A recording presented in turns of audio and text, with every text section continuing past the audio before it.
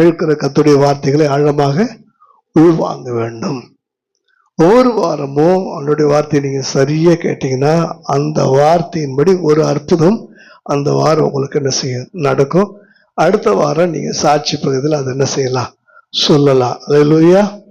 இன்றைக்கு கர்த்தர் என்னோடு பேசுவார். சொல்லுங்க, இன்றைக்கு கர்த்தர் என்னோடு பேசுவார். நீங்க தெளிவா என்ன செய்யணும் இருக்கணும். இன்றைக்கு கர்த்தருடைய செய்தியினுடைய தலைப்பு, பாதை இல்லாத இடத்தில் நான் நிற்கும் போது. எல்லாரும் சொல்லுங்க,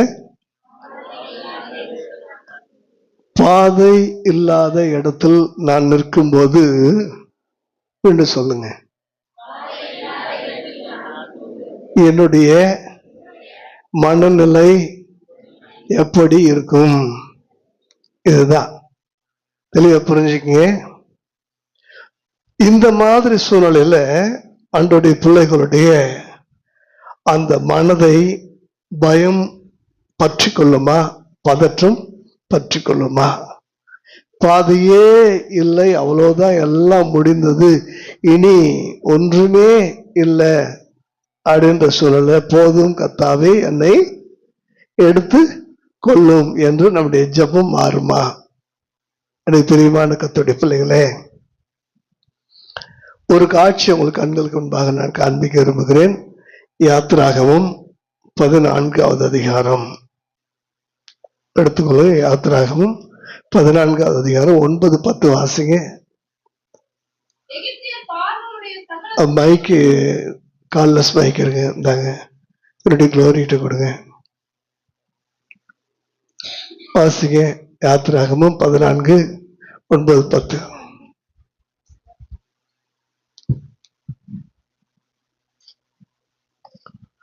நான் யாருக்கிட்ட சொன்னா அங்க மைக்கு கொடுமா, சொன்னா டக்குன்னு வாசிங்க. நீங்க இன்னொரு ஆள்கிட்ட நீங்க என்ன செய்யக்கூடாது.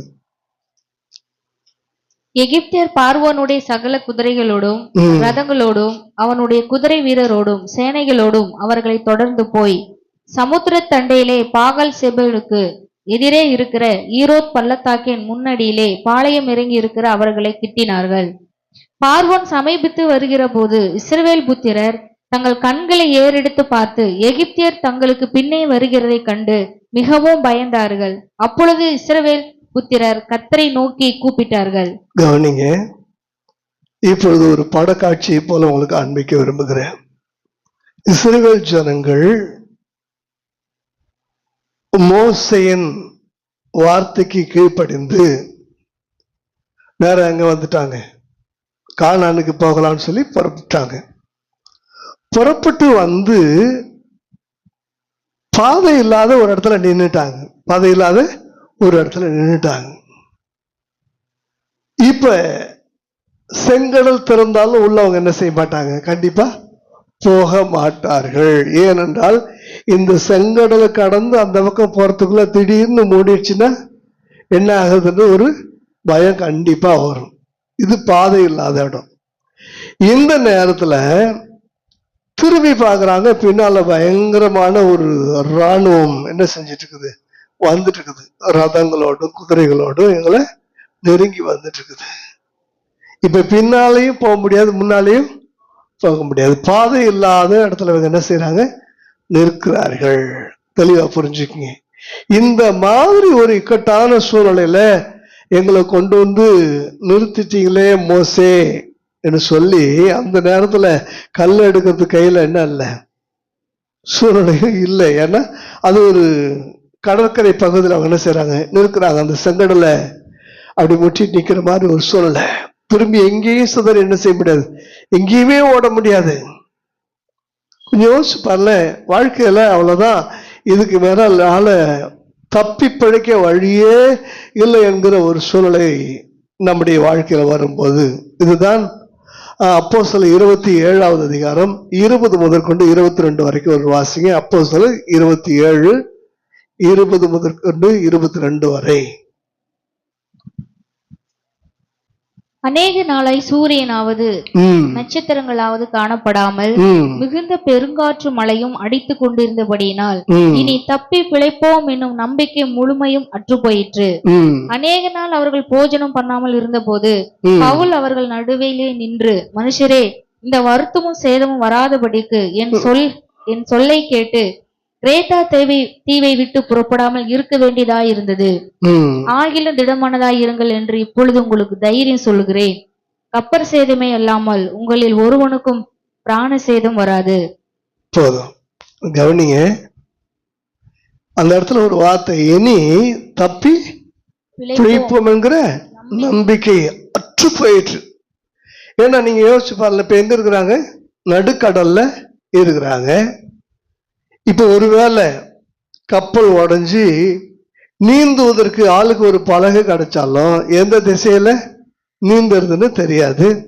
ஏன்னா நடுக்கடல்ல நீங்க இருந்து பாத்தீங்கன்னா கரை எந்த பக்கத்துல இருக்குன்னு யாருக்குமே தெரியாது. அது போல வனாந்தரத்துல நீங்க இருந்தீங்கனாலும் எந்த பக்கம் போனா ஊர் வரும்னு தெரியாது. அந்த மாதிரி தப்பி பிழைப்போம் என்கிற நம்பிக்கை அற்று போயிற்று. ஒரு ஆழமான ஒரு இடத்துல, நீந்தி கரை சேர முடியாத ஒரு இடத்துல வந்து நீங்கள் இருக்கும்போது கொஞ்சம் நீங்க என்ன செய்யணும்?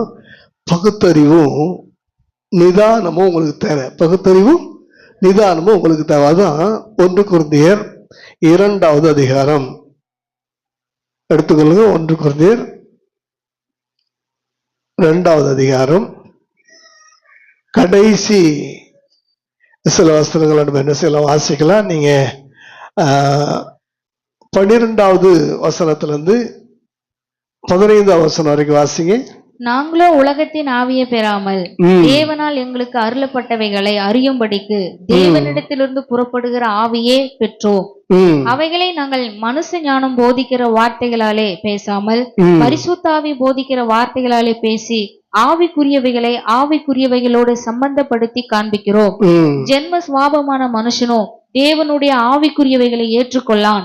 அவைகள் அவனுக்கு பைத்தியமாக தோன்றும். அவைகள் ஆவிக்கேற்ற பிரகாரமாய் ஆராய்ந்து நிதானிக்கப்படுகிறவைகளானதால் அவைகளை அறியவும் மாட்டான். ஆவிக்குரியவன் எல்லாவற்றையும் ஆராய்ந்து நிதானிக்கிறான், ஆனாலும் அவன் மற்ற ஒருவனாலும் ஆராய்ந்து நிதானிக்கப்படான். கவனிங்க, அந்த மாதிரி சமயத்துல நீங்கள் மாம்சத்துக்குரியவர்களாய் பயந்து பதற்றம் அடைந்து கலங்கி கண்ணீர் வடித்து, ஐயோ நான் அதமானேன், நான் இனிமே என்ன செய்வேன், தப்பி பிழைக்க எனக்கு வழியே இல்லை, ஐயோ ஐயரே நாங்கள் சாகுறோமே, மடிந்து போகிறோமே என்று சொல்லி அலறவே கூடாது. மீண்டும் நான் சொல்றேன், இந்த வார்த்தையை உங்களுடைய வாழ்க்கைக்கு எடுத்துக்கொள்ளுங்க. ஒருவேளை உங்களுடைய வாழ்க்கையில இந்த மாதிரி ஒரு சூழ்நிலைய எப்பவாவது ஒரு சமயம் நீங்க அனுபவிக்க வேண்டிய சூழ்நிலை வரும். இதுக்கு மேல ஒரு அடி என்னால எடுத்து வைக்க முடியாது, இதற்கு மேல தப்பி பிழைக்க எனக்கு இன்னொரு பாதை இல்லை என்ற சூழ்நிலையில நீங்க இருக்கும்போது ஆவிக்குரியவர்கள் என்பதை நீங்க என்ன செஞ்சிடாதீங்க, மறந்துடாதீங்க. அல்லேலூயா. ஆவிக்குரியவர்களுக்கு தடை என்பது இல்லை. ஆவிக்குரியவர்களுக்கு யோவான் 14வது அதிகாரம் 4-6வது வசனத்தை வாசிங்க. யோவான் 14:6. அதற்கு இயேசு நானே வழியும் சத்தியமும் ஜீவனுமாய் இருக்கிறேன். போதும். நானே வழியும் சத்தியமும் ஜீவனுமாய் இருக்கிறேன். இவன் சொல்ற, நானே வழி, நானே சத்தியம், நானே ஜீவன். இது யாருக்கு? ஆவிக்குரியவர்களுக்கு. நல்லா புரிஞ்சுங்க. ஆவிக்குரியவங்களுக்கு தெரியும், எல்லா வழியும் அடைபட்டாலும் எல்லா வாசலும் மூடப்பட்டாலும் இயேசுவே எனக்கு வழி, இயேசுவே எனக்கு வாசல். இது யாருக்கு தெரியும்? ஆவிக்குரியவர்களுக்கு மிக நன்றாக தெரியும். அல்லேலூயா. ஆகையினாலே இப்படிப்பட்ட சூழ்நிலையில நீங்கள் ஆவிக்குரியவர்களை போல என்ன செய்யணும்? ஆவிக்குரியவர்களை போல நீங்கள் எந்த பயத்துக்கும் பதற்றத்துக்கும் நீங்க இடம் கொடுக்காதபடிக்கு நீங்கள் ஆவிக்குரியவர்களை போல நிதானமாக நடந்து கொள்ள வேண்டும். அல்லேலூயா. எப்படி பகுத்தறியுது இந்த மாதிரி சூழ்நிலைய? இப்படி ஒரு இடத்துல நீங்க நிற்கிற ஒரு சூழ்நிலையை தேவனே கூட உங்களுக்கு என்ன செஞ்சிருக்கலாம்? உண்டாக்கி இருக்கலாம். ஏனென்றால் இந்த மாதிரி கட்டான சூழ்நிலையில உங்கள் மனம் யாரை தேடுகிறது? உங்களுடைய சூழ்நிலையில உங்களுக்கு துணைக்கு நீங்க யாரை தேடுறீங்க, யாரை அழைக்கிறீங்க, எங்க உதவி நாடுறீங்க? இல்ல எல்லா சூழ்நிலையிலையும் ஆண்டவர் தான் எனக்குன்னு சொல்லி அவரை பற்றி கொள்ள உங்களுடைய மனம் உறுதியாக இருக்கிறதா? இல்லாவிட்டால் அந்த மாதிரி சூழ்நிலையில நீங்க உங்களுக்கு உதவி செய்ய மனிதர்களை நம்புகிறீர்களா என்று சொல்லி தேவன் என்ன செய்வார்? சோதிப்பார். அல்லேலூயா. அப்ப இந்த சூழ்நிலை என்னால இதை எப்படி ஹேண்டில் பண்ணுவது? இந்த சூழ்நிலையில நான் நிக்கிறேனே, எனக்கு நிக்க வச்சது யாருன்னு சொல்லி நீங்க நிதானிக்கணும். சில பேருக்கு நிதானிக்கிறது, இந்த பகுத்தறிவது தான் ரொம்ப சிரமமான ஒரு கஷ்டம். சில பேர் எப்படி நிதானிச்சு பகுத்தறிவாங்கன்னா, ஒருத்தன் அப்படியே போயிட்டே இருக்கிறான், நடந்து போயிட்டு இருக்கும்போது கவனிக்கல, திடீர்னு அப்படியே சாணி மேல காலை வைக்கிறதுக்காக போயிட்டான். நல்ல வேலை வச்சிருந்தா சாணி மேல என்ன மிதிச்சிருப்பா. டக்குன்னு அப்படி சடனா சுதாரிச்சுட்டான். இது சாணி தானா சேர் தானான்னு பார்க்கலான்னு சொல்லி லைட்டா என்ன செஞ்சான், எடுத்து மோந்து பார்த்தா ஒன்னும் சரியா வாசனை சரியில்லை. அன்னைக்கு சளி பிடிச்சிருக்குமோ என்னமோ தெரியல. சரி, நாக்காவது சரியா இருக்குதான்னு பார்த்து டக்குன்னு நக்கி பார்த்துருக்க, நல்லா தெரிஞ்சு போச்சு, தெளிவா அது என்னது, சாணிதான். பக்கத்துல வந்த இன்னும் ஒருத்தன் அந்த சாணி என்ன செஞ்சுட்டா, மிதிச்சுட்டான். இவன் டக்குன்னு பார்க்கற, நல்ல வேலை நான் என்ன செய்யல, நல்ல வேலைனா மிதிக்கல. எவ்வளோ நம்முடைய நிதானிப்பும் நம்முடைய பகுத்தறிவும் பல சமயத்துல எப்படிதான் இருக்குது, இந்த மாதிரிதான் இருக்குது. அந்த மாதிரி நேரத்துல ரொம்ப ஜாக்கிரதையா நம்ம என்ன செய்யணும், என்ன இந்த இடத்துல கொண்டு வந்து நிறுத்தினது யாரு? அந்த மாதிரி ஒரு சூழலில் கொண்டு வந்து ஆண்டவரே நிறுத்தி இருந்தார் இஸ்ரவேல் ஜனங்களை. ஏனென்றால் ஆண்டவர் செங்கடலை திறந்து வான்னு கூப்பிட்டா கூட இந்த ஜனங்க என்ன செய்ய மாட்டாங்க, வரவே மாட்டாங்க. இயேசு கடல்ல நின்று 12 சீசன்லயும் தான் ஒரே வார்த்தையில சொல்றாரு. பேதுரு வான்லாம் சொல்ல, வான்னு பொதுவா எல்லாருக்கும் தான் சொன்னாரு. ஆனா யார் வந்தா? ஆமா, அதே மாதிரிதான் இந்த இடத்துல ஆண்டவர் கடலை திறந்துட்டு அந்த பக்கம் நின்று வான்னு கூப்பிட்டா மோசே மட்டும்தான் போயிருப்பான். மீதி எல்லாம் மோசம் போயிருப்பாங்க. நல்லா புரிஞ்சுங்க, யார் மட்டும் போயிருப்பா? கவனிக்கிறீங்களா? ஆண்டோடைய வார்த்தை கவனிக்கும் போது பிள்ளைகளோட விளையாடாம எலைன் அடி கிடைக்கும். இங்க பாரு, கவனிக்கிறால பாருங்க, கவனிங்க. இந்த மாதிரி சூழலில் இந்த பார்வோனை வச்சுதான் உள்ள என்ன செய்ய முடியும், இந்த ஜனங்களை தர்த்தம். இந்த ஜனங்க உள்ள போனது காரணம் என்ன தெரியுங்களா? ஒரு முடிவு, அவ்வளவுதான், முடிஞ்சு போச்சு. நின்னா சாவு, இங்க நின்னா சாவு, உள்ள போனாலும் சாவு. இவங்கிட்ட சாவறத விட அதுல போனா மூச்சு தண்ணீர் சாவு, வெட்டு போயிட்டு சாகிறதுக்கு மூச்சு தண்ணீர் சத்தா பரவாயில்ல. ஏதோ ஒரு விதத்துல கொஞ்சம் தூரமாவது நம்ம என்ன செய்யலாம், தத்தளிச்சு கரையறை ஏதாவது முயற்சி பண்ணலான்ற சூழலையில உள்ள இறங்கிட்டாங்க. இந்த 4 குஷ்டரோகிகள் இருப்பாங்க பார்த்தீங்களா, அவங்க பேசிப்பாங்க, நம்ம இங்க இருந்தாலும் சாப்பிடாம சாக போறோம், ஊருக்குள்ள போனாலும் அங்கேயும் பஞ்சம், சாப்பிடாம அங்கேயும் சோறு கிடைக்கும், அங்க போனாலும் சொத்துருவோம். சீரியருடைய இராணுவத்துக்குள்ள போனா அட்லீஸ்ட் சாப்பிட்டாவது என்ன செய்யலாம், ரொம்ப சாஃப்டா சாகலாம். எப்படி சாகலாம்? கடினமா சாகாம சாஃப்டா என்ன செய்யலாம், சாகலான்னு சொல்லி இவங்கிட்ட சாகிறத விட இப்படி ஜனங்க அதுதான் உள்ள என்ன செஞ்சாங்க, போனாங்க. உள்ள போன பிற்பாடு அந்த பக்கம் கரையேறின பிற்பாடு இவங்களுக்கு என்ன வருது, இது வரைக்கும் பாடுகள். 15வது அதிகாரத்துல அப்படியே பார்த்தீங்கன்னா பாடல்கள் வருது. என்ன வருது? அப்படியே செங்கடலை பிறந்தவரை துதியுங்கள், குதிரை ரதத்தையும் உள்ள தள்ளினவரை. அது வரைக்கும் இங்க நின்றுட்டு இதுக்கு தைய தக்கன்னு குதிச்சது நமக்கு தானே தெரியும். இந்த பக்கம் உள்ளேயே போக மாட்டேன். எவ்வளவு ஒரு கடினமான ஒரு சூழலை கொஞ்சம் யோசிச்சு பாருல. ஒன்று மட்டும் சொல்றேன், அந்த சூழ்நிலையில ஏன் செங்கடலை பிளந்து ஆண்டவர் அந்த பக்கம் அனுப்பணும்னு நம்ம யோசிக்கும் போது, நான் அதை தியானிக்கும் போது ஆண்டவர் எனக்கு தெளிவா ஒன்று சொன்னார். ஒருவேளை செங்கடல் பாதையில அந்த பக்கம் அவங்க போகாம மாற்று பாதையில கானானுக்கு அவங்க புறப்பட்டு போயிருந்தா, வழியில அந்த ஜனங்க முறுமுறுக்கிற, மோசைக்கு விரோதமா முறுமுறுக்கிற தருணங்கள், தண்ணீர் இல்லாத நேரம், பயங்கரமான அந்த காடைகள் எங்களுக்கு வேணும், இறைச்சி எங்களுக்கு வேணும்னு சொல்லி அவங்க ஆகாரத்துக்காக இச்சிக்கிற அந்த நேரத்துல கொஞ்சம் கொஞ்சமா அந்த ஜனங்க திரும்பி எங்க போயிருப்பாங்க, எகிப்துக்கு போயிருப்பாங்க. யோசிச்சுப்பல, நாங்கள் எகிப்தில் இருந்தாலும் எங்களுக்கு தேவையில்லை, அங்க என்ன செஞ்சிருக்கோம், மட்டன் அப்படியே மாட்டி இருக்கிறதையாவது நாங்க பார்ப்போம், சிக்கன் அப்படியே வெட்டி தொங்குறத நாங்க என்ன செய்வோம், பார்த்துட்டு இருப்போம். இறைச்சி பாத்திரங்கள் அடையில் நாங்கள் இருந்தால் எங்களுக்கு தேவையில்லை, அங்க வெள்ளரிக்காய் கொமட்டிக்காய் எல்லாமே அங்க எங்களுக்கு இருந்துச்சு அப்படின்னு சொல்லி அடிக்கடி நினைவுல திரும்பினவங்க நிஜமாவே திரும்பி இருப்பாங்க. நல்லா புரிஞ்சுக்கணும்.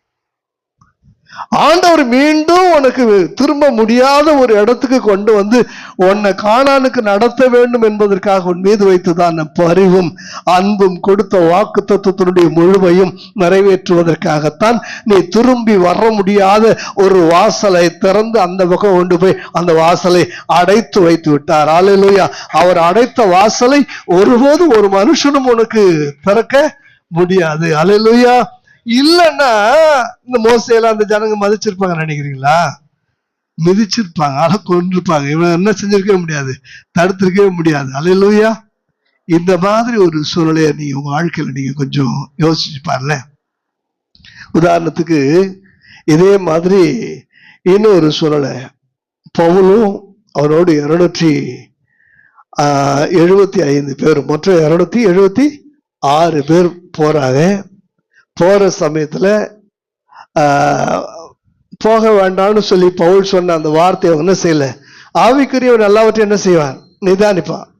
நிதானிச்சுட்டு சொல்லிட்டான், இல்ல வேண்டாம், இந்த பிரயாணம் நல்லதில்ல. அந்த மாலுமி பவுலால் சொல்லப்பட்டதை விடவும் அந்த 100க்கு அதிபதி சொன்னதுதான் அவன் என்ன செய்யறான், நம்புறான், கேட்கிறான். என்ன ஆயிடுச்சு, வழியில சிக்கியாச்சு. தேவ பிள்ளையே, ஓ வார்த்தையே யாரும் மதிக்கலன்னா நீ கவலைப்பட வேண்டிய அவசியமே இல்லை. வேற வழி இல்லை, அவங்க கூட நீ சிக்கிட்ட. வேற வழி இல்லை, அவங்க கூட நீ என்ன செய்யணும், கொஞ்சம் தூரம் டிராவல் பண்ணிதான் ஆகணும். முழுமையா உன்னால டிராவல் பண்ண நிச்சயமா முடியாது. கர்த்தர் அப்படி விடவும் மாட்டார். ஏனென்றால் உன் வார்த்தையினுடைய மேன்மையை அவர்களுக்கு காண்பிக்க வேண்டிய ஒரு காலம் கர்த்தருடைய கரத்தில் இருக்கிறது. அந்த காலத்துல ஐயோ கொஞ்சம் குறையல்ல, முற்றிலும் மூழ்க வேண்டிய சூழ்நிலையில் நாங்கள் இருக்கிறோம். பவுலே, உன்னுடைய வார்த்தையை நாங்கள் கேட்டிருக்க வேண்டும், உன்னுடைய வார்த்தையை நாங்கள் கேளாமற் போனோமே. உடைய வார்த்தையை கேட்காததுனால இப்போது ஜீவன் போகிற ஒரு சூழ்நிலையில் தப்பி பிழைக்க முடியாத ஒரு நிர்கதியான நிலையில நாங்கள் இருக்கிறோமே என்று அவங்க நினைக்கிறாங்க. அப்பயும் போல சுட்டி காட்டுறான், என் வார்த்தை நீங்க கேட்டுதான் அதனால உனக்கு வந்திருக்கு. இப்போது நான் சொல்றேன், இப்போவாது என் வார்த்தை என்ன செய்யுங்க, கேளுங்க. உங்களில் ஒருவனுக்கும் பிராணச்சேதம் வராது, நீ யாரும் சாக மாட்டீங்க. ஆனா நிச்சயமா கப்பல் சேதம் வரும். சொன்ன உடனே உள்ள இருக்கிறவன் யோசிக்கிறானுங்க, எங்களுக்கு தான் நீச்சல் தெரியாதே, எப்படி நீந்த போகிறோம்? நீச்சல் தெரியாவிட்டாலும் என்னுடைய வார்த்தையை கேளுங்கள், உங்களுக்கு உயிர் போகாது, உயிருக்கு உத்தரவாதம் உண்டு. உனக்கு நீச்சல் தெரியும் என்ற அவசியம் இல்லை. உன்னை தப்பி பிழைத்து கரையேற்றுகிற ஆண்டவர் சொல்லுகிற வார்த்தை உனக்கு என்ன உண்டு, உயிர் உண்டு. அல்லேலூயா. அந்த இக்கட்டான சூழ்நிலையில பவுலுடைய வார்த்தை 2வது முறை அவங்க என்ன செஞ்சாங்க, கேட்டாங்க. பல சமயத்துல இக்கட்டான சூழ்நிலைக்கு கொண்டு வந்த பிற்பாடு தான் நம்முடைய வார்த்தைகளுக்கு வேல்யூவே கர்த்தர் என்ன செய்யறார். மோசே சொன்ன வார்த்தைய அந்த ஜனங்க கடைசி வரைக்கும் கேட்டதுக்கு ஒரே ஒரு காரணம் என்னன்னா, கடைசி வரைக்கும் தேவன் அந்த திரும்பி வர முடியாத ஒரு பாதையில் அவங்களை என்ன செஞ்சிருந்தார், வச்சிருந்தார். அல்லேலூயா. நம்முடைய வாழ்க்கைக்கு கிடைக்கிற அந்த ஃபேவர், நீங்க கடந்து போகிறதான அந்த பாதையில உங்களுக்கு கிடைக்கிறதான அந்த ஃபேவர், அதாவது தயவு, அந்த தயவை நீங்க எப்படி பார்க்கணும்னா, இது யாரிடத்துல இருந்து வருகிறது, இது எங்கிருந்து வருகிறது, இது எப்படிப்பட்டதாக இருக்கிறது என்று சொல்லி கேள்வி கேட்டுதான் அந்த ஃபேவரை நீங்க என்ன செய்யணும், ஏற்றுக்கொள்ளணும். உதாரணத்துக்கு ஒன்னு நீங்க வாசிச்சு பாருங்க. ஆதியாகமம் 39வது அதிகாரம் 5வது வசனத்தை 7வது வசனத்தை வாசிங்க. ஆதியாகமம் 39:7. சில நாள் சென்ற பின் அவனுடைய எஜமானின் மனைவி யோசேப்பின் மேல் கண் போட்டு என்னோடு சைனி என்றாள். கவனிங்க, இத ஆப்பிரிக்க தேசத்துல எப்படி பேசுறாங்களா? 1000 பேருக்கு கிடைக்காத ஃபேவர் யாருக்கு கிடைச்சதா? யோசேப்புக்கு கிடைச்சதா? ஒருத்தர் பேசும்போது சொன்னார், 1000 பேருக்கு கிடைக்காத தயவு யோசேப்புக்கு கிடைச்சது, இந்த ஃபேவர் கிடைச்சது. நான் சொன்னேன், இந்த ஃபேவர் அவனுக்கு கிடைச்சதுனால அதை அவன் ஏற்றுக்கொண்டு வந்தா அவன் வாழ்க்கையினுடைய ஃபிளேவரே மாறி இருக்கும். நல்லா கவனிச்சிங்க, இந்த ஃபேவர் கிடைக்கும், ஆனா வாழ்க்கையினுடைய ஃபிளேவர் என்ன இருக்கும்? மாறி இருக்கும். எது பகுத்தறிவு, எது தேவ ஞானம்? நல்லா கவனிச்சு பாருங்க. பகுத்தறிவும் கர்த்தருக்கு பயப்படுகிற பயமும் ஒண்ணு சேரும் போது அந்த நேரத்துல அவன் நிதானிக்கிறான்.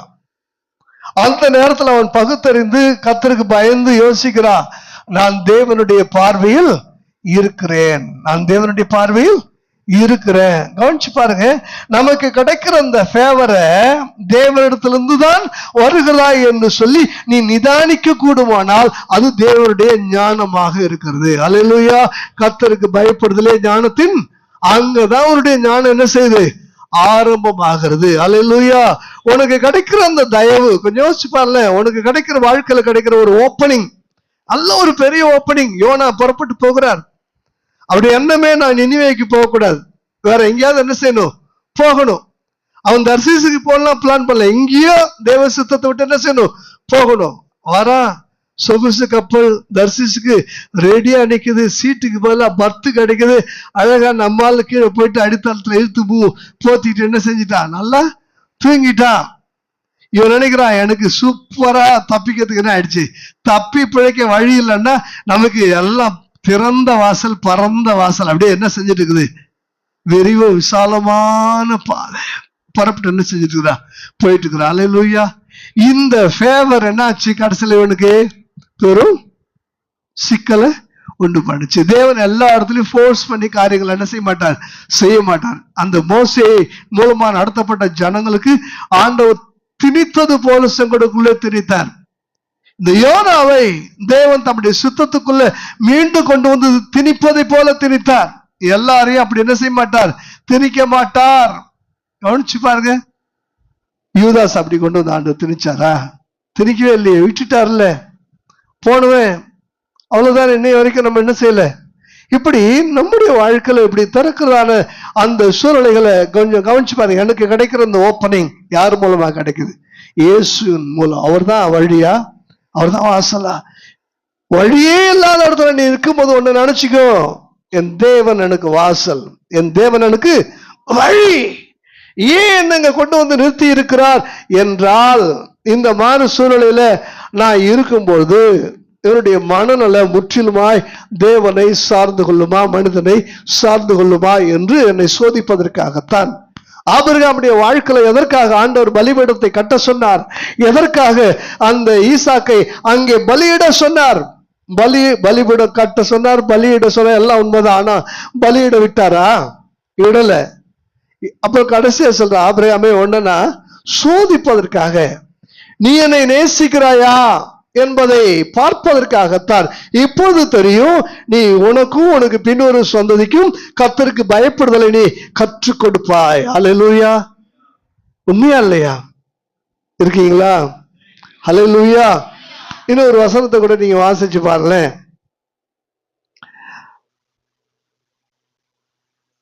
என்னாகமும் 22வது அதிகாரம்.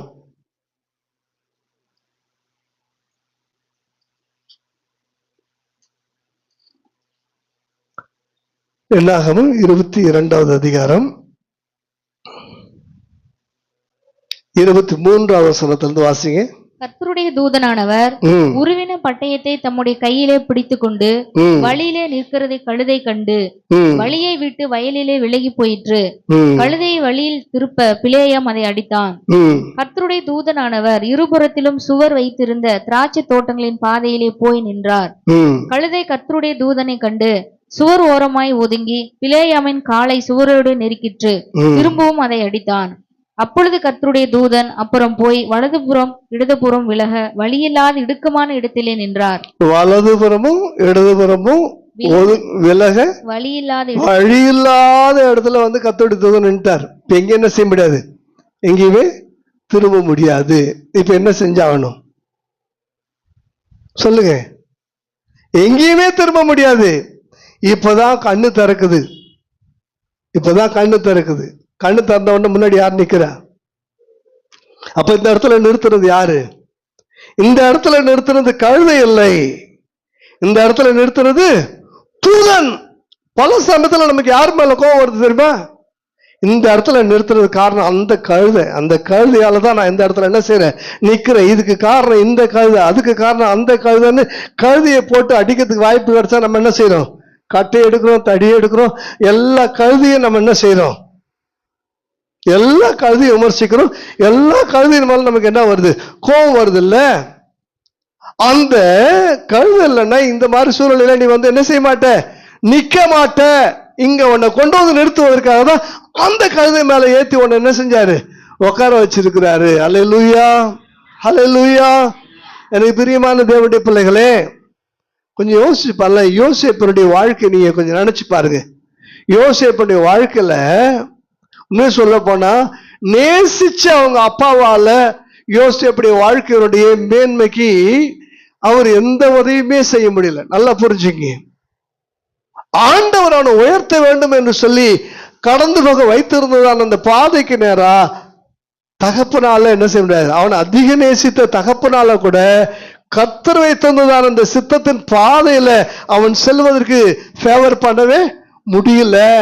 ஆனா யார் இவனை கொல்லணும்னு சொல்லி திட்டம் தீட்டி யார் இவனுக்காக பதிவு இருந்தாலோ வர சொப்பனக்காரன் வரட்டும், அவன் சொப்பனம் எப்படி முடியுது பார்ப்போம், கொன்று குழிகளில் ஒன்றில் போடுவோம் என்று சொல்லி வருவதற்கு முன்னதாகவே சதி திட்டம் தீட்டியவளை கொண்டுதான் கர்த்தரவனை எகிப்துக்கு அனுப்பினார். கரங்களை தட்டி கர்த்தரை மகிமைப்படுத்துவோமா?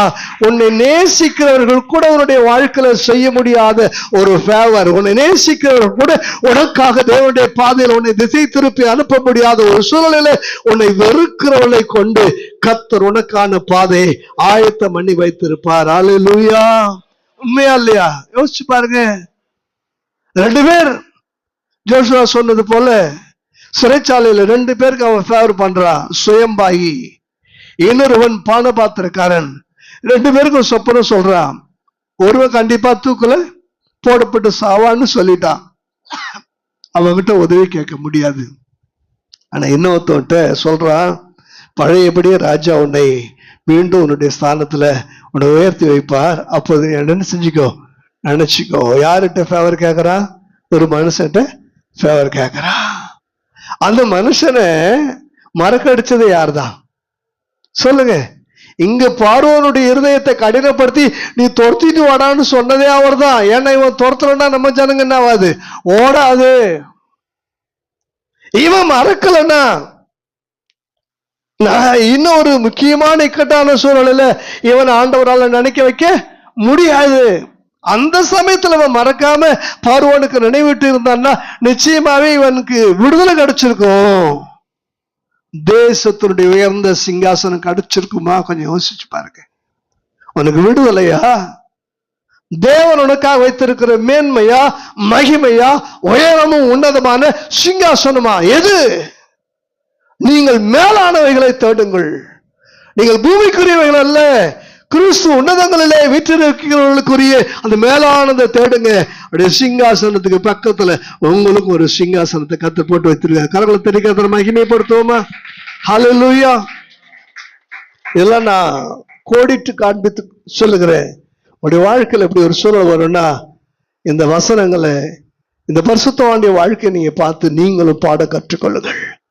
யாக்கோபு என்றதான ஒரு மனுஷன், இந்த யாக்கோபு என்றதான ஒரு மனுஷன் ஏசாவுக்கு பயந்து கொண்டு லாபான் வீட்டுக்கு போகிறான். லாபான் வீட்டுக்கு போகிறான். தாய் மாமன் வீட்டுக்கு போகிறான். தாய் மாமன் வீட்டுக்கு போன பொழுது 7 வருஷம் கூலி இல்லாத வேலைக்காரன் அங்க என்ன செய்யறான்? இருக்கிறான். எத்தனை வருஷம்? 7 வருஷம். ரொம்ப பிடிச்சிச்சு. இந்த யாக்கோபை கூடவே வச்சுக்கணும்னு அவ்வளோ பெரிய ஆசை லாபானுக்கும் இந்த யாக்கோபுக்கும். இனி பிரியவே முடியாதுன்ற அளவுக்கு அப்படி ஒரு நெருக்கம் உண்டாயிருந்துச்சு. இந்த நெருக்கத்தை தேவன் பெரும் சங்கடமாக மாற்றுகிறார்.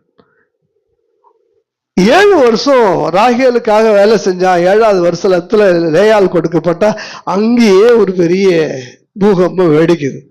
இன்னொரு 7 வருஷம் யாருக்கா வேலை செய்? ராகேலுக்காக. கிட்டத்தட்ட 20 வருஷத்துக்கு மேல அவன் என்ன செஞ்சுட்டான்? இருந்துட்டான். இந்த 20 வருஷத்துக்குள்ள அப்படியே உச்சக்கட்டமான அன்புக்கு போனது, அப்படியே உச்சக்கட்டமான கோபத்துக்கும் வெறுப்பத்துக்கும் இனி ஒருபோதும் அங்க இருக்க முடியாதுன்ற சூழ்நிலைக்கு நேரா அந்த யாக்கோபு என்ன செய்யறான், தள்ளப்படுறா. நீங்க வாசிச்சு பாரலாம், நீங்க அந்த வசனத்தை நீங்க ஆதியாகமம் 31:3 வாசிங்க. ஆதியாகமம் 31:3. கர்த்தர் யாக்கோபை நோக்கி, உன் பிதாக்களுடைய தேசத்திற்கும் உன் இனத்தாரிடத்திற்கும் நீ திரும்பி போ, நான் உன்னோட கூட இருப்பேன் என்றார். எங்க போ சொல்லிட்டாரு? உன் பிதாக்களுடைய தேசத்தில் திரும்பி போன்னு ஆண்டவர் சொல்றாரு. ஏன் இதுக்கு மேல அவங்களால அங்க என்ன செய்ய முடியாது, இருக்க முடியாது. ராகேலுக்கும் லேயாளுக்குமே இனி எங்கள் தகப்பன் வீட்டுல எங்களுக்கு என்ன இருக்கு, ஒண்ணுமே இல்ல, வாங்க போலான்னு அவங்களே என்ன செய்யறாங்க, அவங்களே கூப்பிடுறாங்க. அப்படி ஒரு சூழலை ஆண்டவரே திரும்பி போறதுக்கு உண்டான சூழல் என்ன செய்யறாரு. இல்லைன்னா அவங்க என்ன செஞ்சிருப்பாங்க, கடைசி வரைக்கும் அங்க இருந்திருப்பாங்க. இப்ப திரும்பி வரும்போது எப்படி வர்றாங்க, அதெல்லாம் சொல்லுங்க. திருட்டளவா என்ன செய்யறாங்க, திருட்டளவா வராங்க. வர்ற வழியில திரும்பவும் லாபான் துரத்திட்டு வந்து இவங்களோட என்ன செய்யறாரு, பேசுறாரு. யாக்கோபே, உனக்கு தீமை செய்ய எனக்கு வல்லமை உண்டுன்னு உனக்கு தெரியும். ஆனா உன் தேவன் என்ன எச்சரித்ததுனால நான் அதை என்ன செய்யலன்னு உடன்படிக்கை பண்ணிட்டு போறான். நான் யோசிச்சேன், ஒரு வேலை லாபானுக்கும் இந்த யாக்கோபுக்கும் இணக்கமா இருந்து ஒரு பரஸ்பரம் நல்ல புரிதலோடு சந்தோஷமா, மாமா அவன சொல்றான்ல, நீ சொல்லிட்டு வந்ததுன்னா மேலதாளத்தோட உன்னை என்ன செஞ்சிருப்போம், சந்தோஷமா அனுப்பி விட்டுருப்போமான்னு சொல்றான்ல, அந்த மாதிரி ஒருவேளை சொல்லிட்டு சமாதானமா வரக்கூடிய சூழ்நிலையா இருந்தா யாக்கோபு எப்படி ஃபீல் பண்ணிருப்பான். இப்ப நான் போனா ஏசா எனக்கு விரோதமா என்ன செய்வா, வருவா, மாமா மாமா என் கூட வாமா, வந்து என்ன பத்திரமா ஏசாவை கொஞ்சம் கண்டிச்சு விட்டுட்டு நீ, ஏன்னா ஏசா விட யாரு பெரிய ஆளு, ஏன்னா இந்த மாதிரி ஒரு சூழ்நிலை நான் போனவன் என்ன வெட்டுறேன் குத்துறேன்னு சொல்லிருக்கிறா. நீங்க சும்மா என் கூட ஒரு 500-600 பேரோட அப்படி வந்தீங்கன்னா உங்களை பார்த்தவொடனே ஏசா என்ன செஞ்சிருப்பான், பயந்து அப்படியே பம்மிட்டு 2 காலுக்கு அடியில வாழை விட்டுட்டு அப்படியே அந்த மாதிரி அவன் என்ன செஞ்சிருவான், அமைதி ஆயிடுவான். அதனால நீங்க கூட என்ன செய்யுங்க வாங்கன்னு என்ன செஞ்சிருப்பான், ஒரு மனிதனுடைய ஃபேவரை தயவை நிச்சயமா என்ன செஞ்சிருப்பான், கேட்டிருப்பான். அதனாலதான் ஆண்டவர் சூழலை கடினமாக்குறாரு. சூழலை எப்படி ஆக்குறாரு, கடினமாக்குறார். இதுக்கு மேல யாக்கோபுக்கும் லாபானுக்குமே ஒண்ணுமே இல்லைன்ற அளவுக்கு இனி இதை தாண்டி நான் உங்ககிட்ட வரமாட்டேன், இதை தாண்டி நீ என்கிட்ட என்ன செய்யக்கூடாது, வரவே முடியாத ஒரு எல்லைக்கு கொண்டு போய் கத்த நிறுத்திட்டு 400 பேரோட வரான்ற செய்தியை கத்தர் அனுப்பி கொடுக்கிறாரு. உன்னை இக்கட்டான சூழலில் ஆண்டவர் நடத்துறதுக்கு காரணமே, உன்னை நிக்க வைக்கிறதுக்கு காரணமே, நீ யார்கிட்ட ஃபேவர் எதிர்பார்க்கிற, எந்த தயவுல நீ தப்பிக்க பார்க்கிற, யாரை கொண்டு உன்னுடைய வாழ்க்கையில நீ மேன்மை அடைய பார்க்கிறாய் என்பதற்காகத்தான் தேவன் சொல்ல சூழலே உன்னுடைய வாழ்க்கையில அவர் அனுமதிக்க பார்க்கிறார். அல்லேலூயா. இன்னொரு வசனத்தை கூட நீங்க வாசிக்கலாம். ரூத் 1 அதிகாரம் 8 முதற்கொண்டு 14 வரைக்கும் வாசிங்க. ரூத் 1:8 முதல் 14 வரைக்கும் வாசிங்க.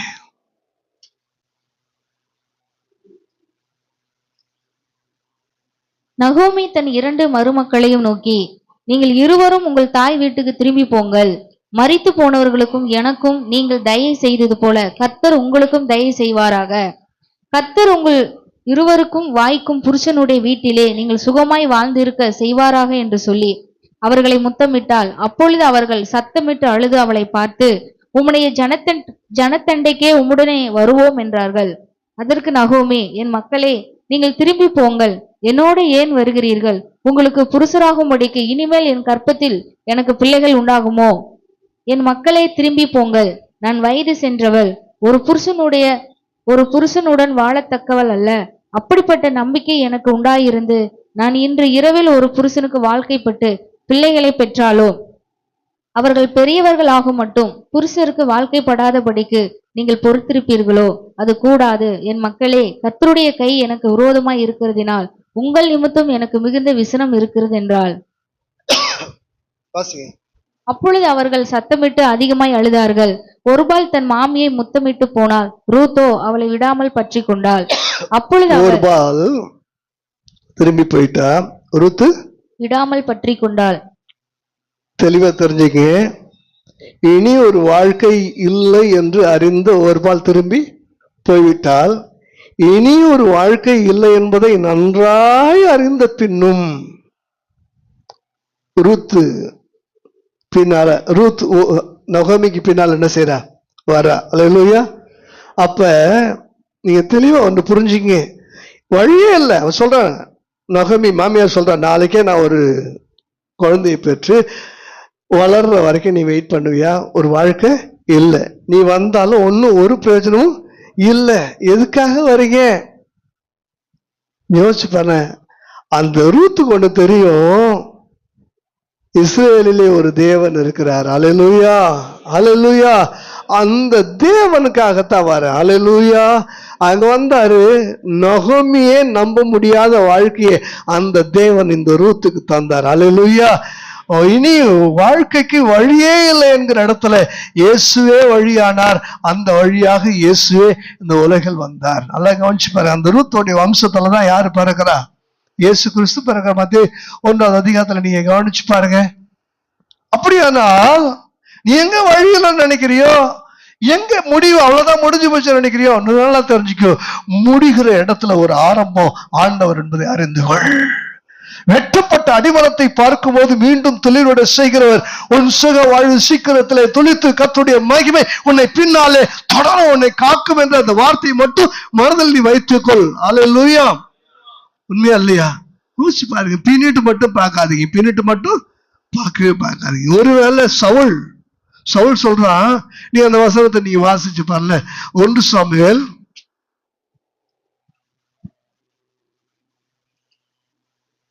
9ஆம் அதிகாரம் 5ஆம் வசனத்தை வாசிங்க. 1 சாமுவேல் 9:5.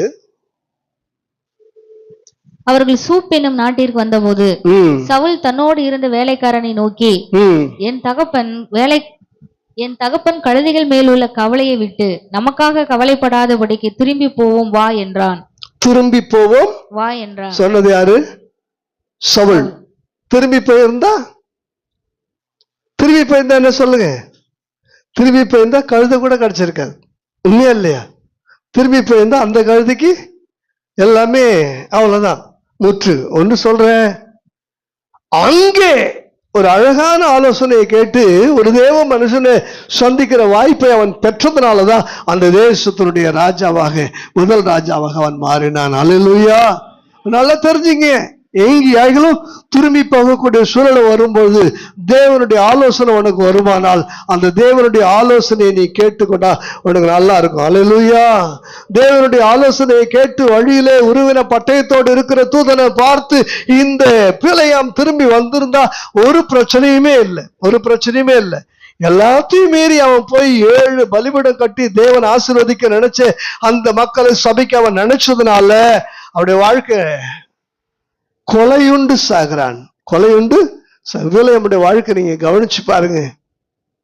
திரும்பி வருகிறத பற்றி யோசிக்காதீங்க. யோசேப்பு சகோதரருக்கு ஆகாரம் கொடுக்க சென்ற போது அவர்கள் இங்கே இல்லை என்று சொல்லி அறிந்த பிற்பாடு அவன் விசாரிக்கிறான். அவர்கள்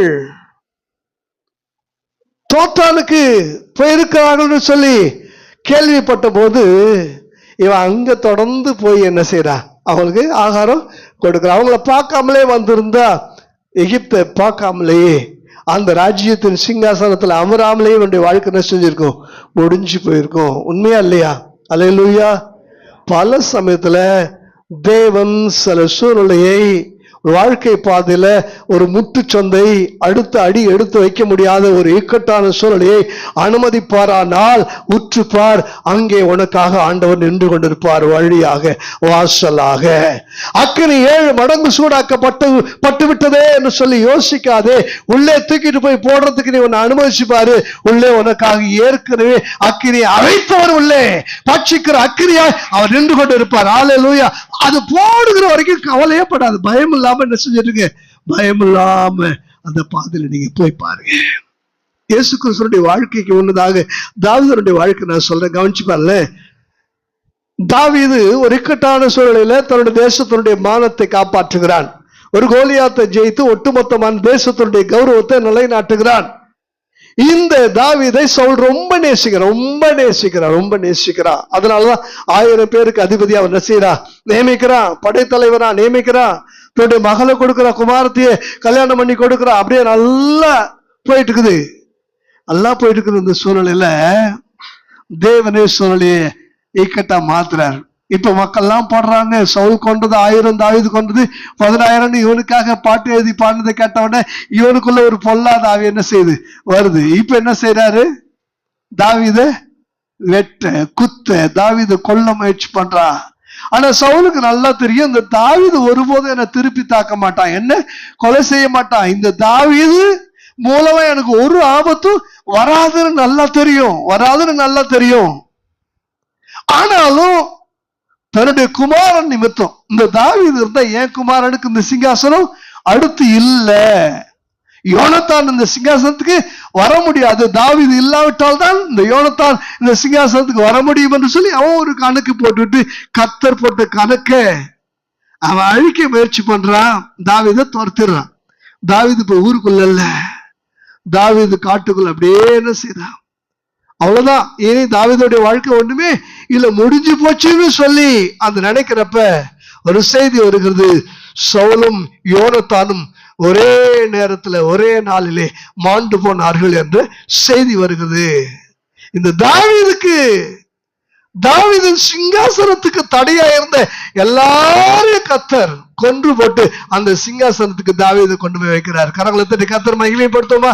ஒரு இக்கட்டான சூழல் வாழ்க்கைக்கு வருதுன்னா நீ அடிமையா இருக்க போகிறாய் என்பதல்ல, ஆளுகைக்கு நேரா கர்த்தர் ஆயத்தப்படுத்தி கொண்டிருக்கிறார் என்பதுதான் அர்த்தம். அல்லேலூயா.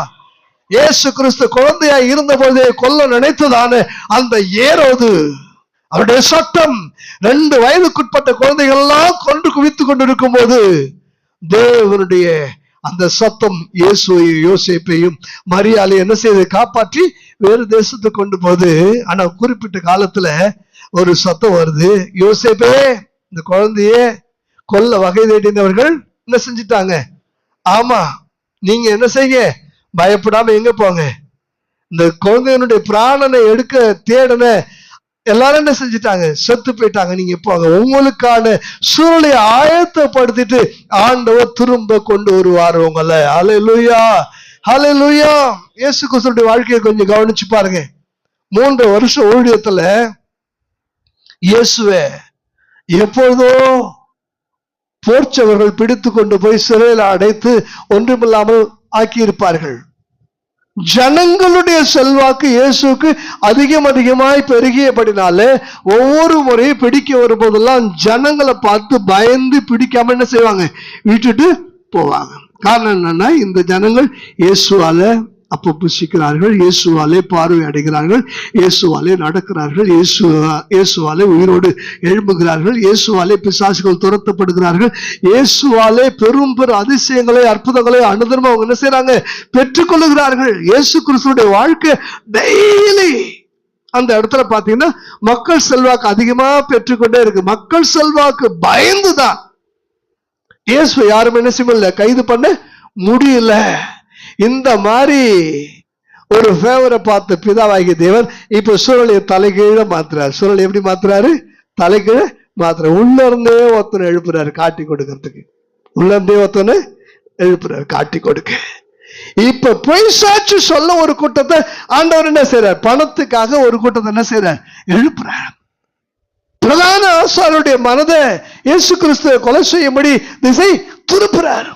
இந்த சூழ்நிலைகள்லாம் அப்படியே இயேசுக்கு எதிராக வந்த பொழுது இயேசு கிறிஸ்து கெத்செமனே தோட்டத்துல போய் என்ன செய்யற, ஆண்டவரே என்னப்பா எல்லாமே தலைக்கீழ மாறிடுச்சு, என்னை பிடிக்க வகை தடுக்கிறான்னு சொல்லி அவர் அந்த சூழ்நிலையை தாங்கிக் கொள்ள முடியாதபடிக்கு விம்மி அழுகிற பொழுது வேர்வை ரத்தத்தின் பெருந்துளிகளாக மாறி அப்படியே சரீரத்துக்குள்ள வந்து கொஞ்சம் யோசிச்சு பாருங்க. வாழ்க்கையை பார்த்து எல்லாம் சுமூகமா போச்சு, நீங்க எல்லாருக்கும் நல்லதான் செஞ்சிருக்கிறீங்க, உங்களால எல்லாருக்கும் நன்மைதான். எழுப்போமா தேவ சமத்துல, எல்லாருக்கும் உங்களால நன்மைதான்.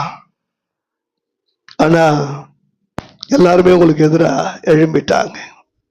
உங்க மூலமா நன்மை அடைந்தவர்கள், உங்கள் மூலமாக ஆசீர்வதிக்கப்பட்டவர்கள், உங்கள் மூலமாக தயை பெற்றவர்கள் எல்லாமே உங்களுக்கு எதிராக என்ன செஞ்சிட்டாங்க, எழும்பிட்டாங்க. ஏதேன் தோட்டத்தை போல நம்மளுடைய வாழ்க்கை இப்பொழுது கெத்செமனே தோட்டத்தை போல மாறி இருக்கலாம். என் அன்பு சகோதரனே, என் அன்பு சகோதரியே, நீங்க ஆண்டவர் சொல்றார், இக்கட்டான பாதையில எல்லாமே முடிஞ்சு போச்சு, சிலுவைதான் முடிவுன்ற நிலைமைக்கு நீ வரலாம். பயப்படாதே. சிலுவையில எல்லாம் முடிந்தது என்று சொன்ன போது சாத்தானுக்கு தெரியல, எல்லாத்தையும் நான் முடிச்சுட்டு அவன் நினைச்சான். ஆனா சிலுவையில தான் அவர் நமக்காக எல்லாவற்றையும் செய்து முடித்திருக்கிறார் என்ற பேருண்மையை சாத்தான் அப்போது அறியவில்லை. இப்போது நான் உங்களுக்கு சொல்றேன், உங்க வாழ்க்கை சிலுவையின் பாதையை போல கடந்து வருகிறதா? இயேசுவை கவனித்து பாருங்கள். இயேசுவை கவனிச்சு பாருங்க.